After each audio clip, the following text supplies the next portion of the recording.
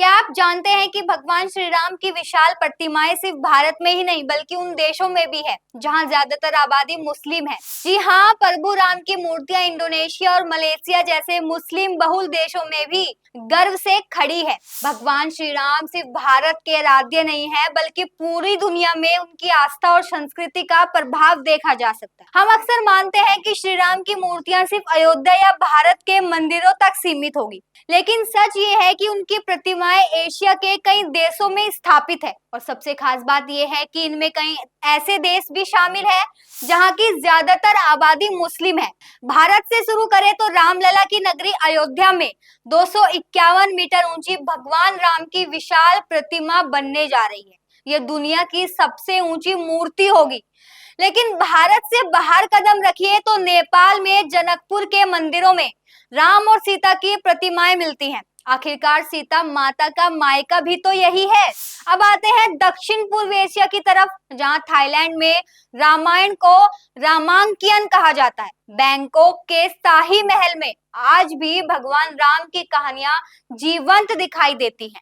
यहाँ दीवारों और मूर्तियों पर रामायण के दृश्य बने हुए हैं। थाईलैंड आज बौद्ध देश है, लेकिन राम की आस्था यहाँ भी गहरी जड़ें जमाए हुए हैं। लेकिन सबसे हैरान करने वाली बात यह है कि मुस्लिम बहुल देशों में भी भगवान राम की प्रतिमाएं सम्मान के साथ खड़ी हैं। इसका सबसे बड़ा उदाहरण है इंडोनेशिया, जहां 87% आबादी मुस्लिम है। राजधानी जकार्ता के एयरपोर्ट पर राम, लक्ष्मण और रावण की विशाल मूर्तियां लगी है और बाली की गलियों में हर जगह रामायण की झलक आज भी देखने को मिलती है। मलेशिया में भी यही नजारा है। वकालानपुर और पेनांग के मंदिरों में भगवान राम की मूर्तियां आज भी स्थापित है और वहां पर हर साल रामलीला बड़े धूमधाम से होती है। कंबोडिया के अंगोरवाट मंदिर की दीवारों पर भी रामायण की कहानियां उकेरी गई हैं।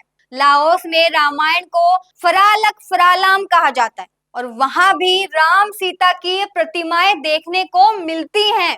वहीं श्रीलंका में अशोक वाटिका से लेकर कई स्थलों तक रामायण की गूंज सुनाई देती और वहां की मूर्तियां भारत और श्रीलंका की साझा संस्कृति की धरोहर को दिखाती हैं। तो दोस्तों, ये साफ है कि भगवान श्री राम किसी एक धर्म या देश तक सीमित नहीं है। अयोध्या की भव्य प्रतिमा हो या नेपाल का जनकपुर, थाईलैंड का शाही महल हो या इंडोनेशिया, मलेशिया जैसे मुस्लिम बहुल देश, कंबोडिया, लाओस और श्रीलंका, हर जगह प्रभु श्री राम मर्यादा, संस्कृति और आस्था के प्रतीक के रूप में स्थापित है। और यही इस बात का सबूत है कि भगवान राम सिर्फ भारत के नहीं बल्कि पूरी दुनिया की साझा धरोहर है। ये थी भगवान श्री राम की उन प्रतिमाओं की कहानी जो सिर्फ भारत ही नहीं बल्कि पूरी दुनिया में आस्था और संस्कृति की पहचान बनाई हुई है। राम सिर्फ एक नाम नहीं बल्कि मर्यादा, विश्वास और एकता का प्रतीक है और यही संदेश वे हर देश में अपनी मूर्तियों के जरिए देते हैं। अगर आपको ये जानकारी अच्छी लगी हो तो वीडियो को लाइक और शेयर करना ना भूलें और कमेंट में जरूर बताएं आपको किस देश में राम की मूर्ति देखकर सबसे ज्यादा हैरानी हुई।